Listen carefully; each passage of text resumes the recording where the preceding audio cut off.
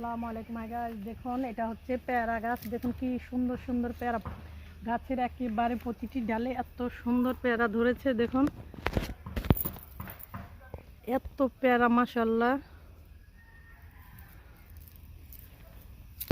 গাছের মনে হয় একটা ডালও বাকি নেই, এত পেয়ারা ধরেছে।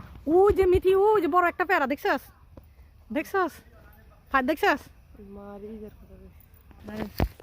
দেখুন মাশাআল্লাহ, গাছ থেকে একেবারে পাকা তরতাজা পেয়ারা এখন আমরা খাবো। এটা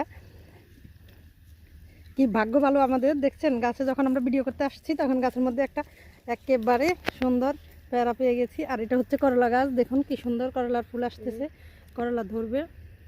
দেখুন গ্রামের বাড়িতে আসলে এত সুন্দর সুন্দর সবজি গাছ দেখলে যে এত ভালো লাগে কি বলবো। আর একেবারে তরতাজা খেতে তাজা সবজি নিয়ে আমরা খাই। এখানে হচ্ছে করলা গাছ সব।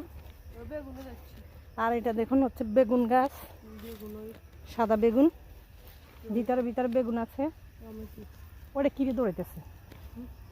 তারপরে দেখুন এই যে এখনো গাছের মধ্যে কাঁচা টমেটো পাওয়া যায়। তারপরে মরিচ গাছ, দেখুন মাশাআল্লাহ অনেকগুলো কাঁচা মরিচ। দেখুন